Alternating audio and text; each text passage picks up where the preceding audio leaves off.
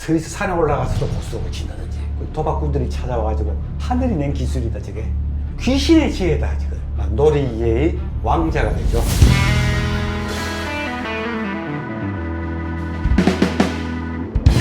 자, 저번 시간에 포르투갈과의 관계를 얘기했습니다. 근데 실제로 우리 한국과 정말 오랫동안 깊은 관계를 맺었던 게 있습니다. 자, 그게 바로 화투입니다.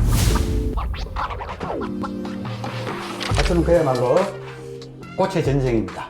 이게 일본을 통해서 우리나라에 들어오게 됩니다. 근데 일본에 처음에 이제 이 카르타라고 그럽니다. 카르타. 그 놀이가 포르투갈의 놀이의 한반보입니다. 그 놀이가 일본에 들어와가지고 일본에서 거기 이제 잠깐 있다가 이제 그것이 나중에 이제 우리나라 구한말이 돼가지고 구한말에서 우리나라에 들어와서 그야말로 놀이의 왕자가 되죠. 지금부터 한 20년 전만 하더라도 1990년대만 하더라도 정말 나라에 아주 망국병이다. 막 4천만, 5천만의 그림책이다. 망국병이다. 이 정도로 사실은 많은 문제를 일으키게 됐고요. 세계적으로도 융프라우 산에, 스위스 산에 올라가서도 고스톱을 친다든지, 해외에 막 공항, 인데스도에 앉아서 친다든지, 이라고 한때 굉장히 문제가 되기도 한 적이 있습니다. 근데 이제 이게 워낙 도박성이 좀 있는 겁니다. 이게 약간 모든 놀이가 그렇지만 그러다 보니까 일본 막부에서 굉장히 금지를 합니다. 자꾸 금지를 하다 보니까 이 사람들이 거기서 그림을 조금씩 바꿔 나가는 겁니다. 자, 그래서 거기서는 일본의 문물, 일본의 되게 여러 가지 뭐 산의 꽃그림, 주로 꽃그림이 많죠. 이런 걸 집어넣고 일본의 자연 풍경을 주로 많이 집어넣어 가지고 그 피하기 위해서 있습니다. 그 금지령을 피하기 위해서 자꾸 그림을 바꿔나가고 한 겁니다. 1800년대 말 이때 이제 뭐 스시마 상인들을 통해서 뭐 들어왔다 하는데 이것이 이제 그야말로 우리나라에 들어와서 대히트를 치게 되는데 화투에는 어떻게 보면 일본 문명이 많이 들어가 있는 겁니다.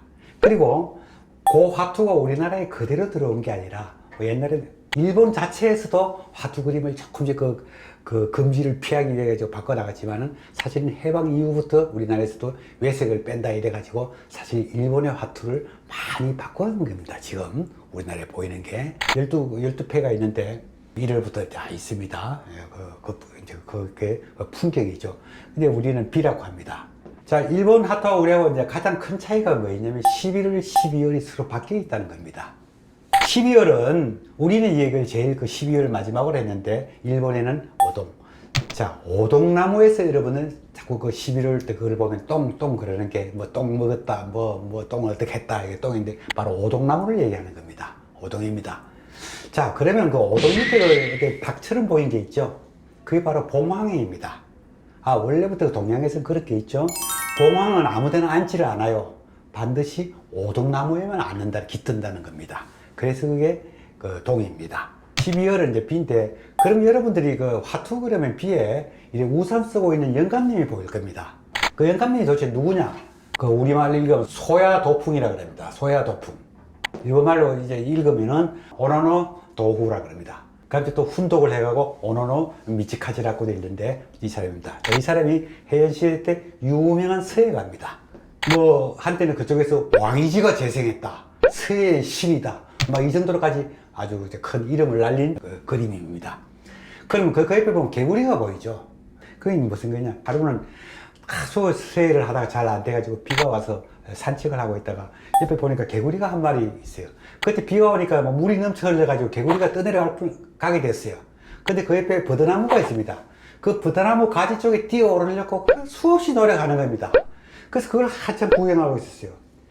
그런데 그렇게 뛰어오르다가 나중에 한번 바람이 한번 확 불어가지고 바로 그냥 그 버드나무 그 잎이 그쪽으로 뛰어올랐다고 합니다. 그걸 보고는 오는 도우란 사람이 내가 저 개구리가 바보가 아니라 내가 바보다.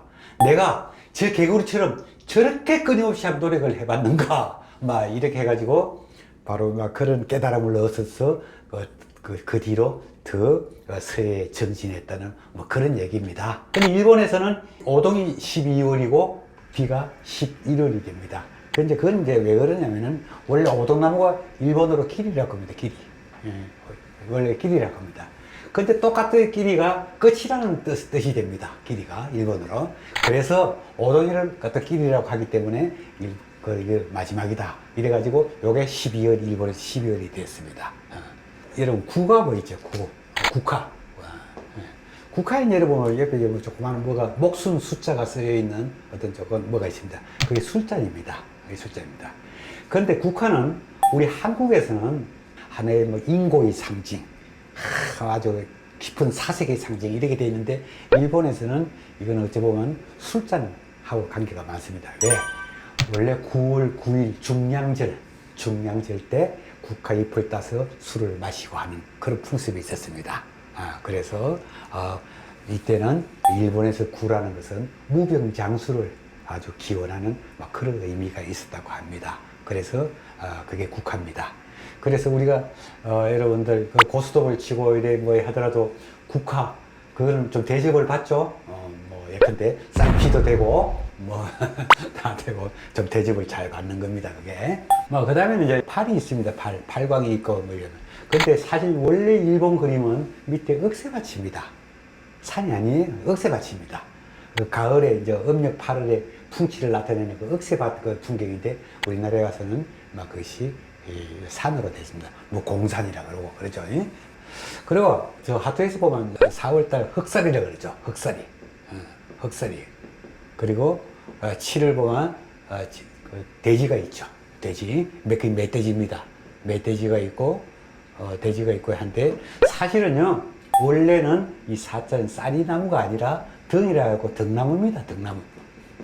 그래서 이제 우리가 언젠가 뭐 한번 재미있는 얘기도 있었는데 원래 우리 사자가 고돌이 했을 때 나오는 그 등나무가 원래 그 거꾸로 있는 거랍니다. 늘어뜨리고 있는 거랍니다. 그래서 우리가 보통 들 때 다 거꾸로 들고 있다는 겁니다. 7. 이걸 갖다가 우리는 뭐를 붉은 쌀이 나무로 하죠. 홍쌀이. 이제 그런 얘기를 하는데 사실은 7에 나오는 이 나무가 그건 정말 쌀이 나무 맞습니다. 그래서 사실은 그 사자나 4에 나오는 쌀, 7은 서로 다른 나무입니다. 여러분, 그래서 3은 여러분 이제 소위 사쿠라꽃 아닙니까? 벚꽃입니다. 그 벚꽃. 그 풍경이 어디냐? 바로 어디냐? 일본의 나라의 요시노 공원. 일본에서 굉장히 벚꽃으로 유명한 요시노 공원을 이렇게 그린 거라고 합니다. 그래서 이 화투가 이제 구한말부터 한국에 들어가지고 그야말로 한국에 아주 화투만을 만듭니다. 그런데 여러분 우리가 약간 오해하고 있습니다. 이것이 일제강점기 시절에 우리나라에 들어와서 많은 사람들이 그것 때문에 많은 일도 안 하고 여러 가지 빚도 많이 지고 이래 하는데 사실과는 조금은 다릅니다. 왜냐하면 사실은 우리나라도 조선시대 때 정말 놀이가 심했던 나라입니다. 도박이 심했던 나라입니다. 그 대표적 선수가 바로 투전입니다. 투전. 그야말로 투전 때문에 아주 상당히 많은 사회 문제를 일으키고요. 그럼 투전은 누가 치느냐? 알아보면은 그냥 바깥에 술 먹고 노는 사람이 치는 게 아니라 아주 그냥 거의 모든 국민들이 좋아했다 그러면 됩니다. 그 높은 사람들, 선비들, 소위 아주 그 당시에 청요직에 있던 깨끗한 자리에 있어야 되는 그런 선비들, 이런 사람들까지도 많이 쳤다 합니다. 연암 박지원도 마찬가지예요. 열하일기에도 자기들이 투전판 얘기가 나오죠. 그래 투전판 때문에 집도 팔고 정말 온 집이 아주 산산조각이 나는 그런 경우도 많습니다. 사실은 그래서 투전이라는 그 외에 골패라든지 쌍욕이라든지 골패가 있었지만은 투전이 아주 그냥 도박기 왕자가 되는 겁니다. 바로 거기서 하던 것이 화투놀이에 많은 영향을 줬습니다. 자, 우리가 특히나 요새 얘기할 때 타짜 그러죠. 도박에서 타짜라는 말 자체부터가 투전판에서 나온 얘기입니다.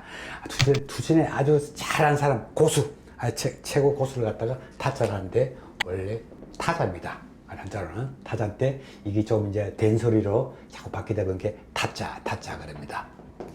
조선 시대에 투전에 하던 고수가 한 명 있었습니다. 바로 나중에는 그 사람이 그냥 우의정까지 지낸 사람입니다. 이조판서를 지내고 이런 사람입니다. 원인손이라고 합니다. 영조 시대로 아는데요. 그 아버지가 그 이조판서, 병조판서를 지은 원경화라는 사람입니다. 이 원인손이라는 이 사람이 젊었을 때 얼마나 그 투전이 아주 도사입니다. 투전이 도사입니다. 그야말로 80회를 그냥 흐트려서 거꾸로 그냥 덮어 놓아도 금방 그걸 다 알아맞혀 이 정도로 아주 뭐 대단했다고 합니다. 그래서 이제 아주 이제 그 소위 말해 노릇판에 이제 많이 돌아다녔는데 공부는 하지 않고요. 그러니까 하루는 자기 아버지가 하지 말라 그렇게 됐는데도 아유 전또 하고 싶지 않지만은 내가 워낙 고수로 이름 났으니까 달라드는 사람이 많습니다. 내가 나가지 않으면 내가 비겁한 인간이 됩니다. 어쩔 수가 없습니다. 뭐 그래서 나갔다고 합니다. 하도 그러길래 한 번은 그 자기 아버지가 뒷방에 가둬버렸답니다. 저 후당에 저 뒤에 가뒀는데 나중에 시끌시끌해서 가보니까 그까지 또 그 도박꾼들이 찾아와가지고 거기서 그냥 그렇게 도박을 했답니다. 근데 그때 아버지 원경하라는 사람이 딱 이렇게 요놈의 자식 어떻게 하나 하면서 가서 이렇게 구경하다가 그 기술에 아주 그냥 놀라가지고 이건 정말 자네 천생야라 신기하다. 보고 자기 아들이 하는 걸 보고는 이거는 뭐야 하늘이 낸 기술이다 저게 귀신의 지혜다 지금 아주 놀랐다고 합니다. 이건 그냥 말이야 아마 예술 차원을 넘어서 그게 아주 대단했던 경지 같아요. 막 그래서 나중에 그 원경아가 그 뒤로는 하지 말라 이런 소리를 안 했다는 말이 돌고 있습니다. 바로 이 원인설이라는 사람이 조선시대 아주 그냥 유명하고 최고가 타짜라고 합니다. 근데 나중에 이제 그렇게 도박을 하다가 나중에 거기서 막 서로 그 도박하다가 싸움이 나기 위해서 누가 죽는 경우가 생겼다고 합니다. 근데 그 사건을 보고는 그때 공부를 시작해가지고 이제 과거에 합격해가지고 나중에 뭐 판서 뭐 정승까지 다 했다는 그런 사람이 바로 이제 원인손이라는 사람입니다. 근데 그 투전판이 지나고 이제 바로 보니까 바로 화투가 그 투전판을 아주 대체하게 된 겁니다. 그러면서 그 화투가 늘어나가지고 특히나 우리나라에서 1980년대, 1990년대 들어와서는 정말 오롯이 그냥 아주 화투판이 된 그런 경우도 있습니다. 아주 걱정스럽고 나라에서도 많은 걱정을 하고 이래 정말 사건도 많고 그랬는데 참 어느 순간에 이 IT가 발달하고 이래 여러 가지로 하면서 화투는 서서히 물러갔습니다. 우리가 두 번에 걸쳐 가지고 포르투갈하고 관계를 얘기했지만 바로 포르투갈이라는 나라 저 유럽 대륙의 저 끝에 있는 나라 우리하고는 별로 가깝지도 않고 아주 먼 나라지만 서로 이렇게 문물이라는 것이 서로 이렇게 오고 가는 겁니다.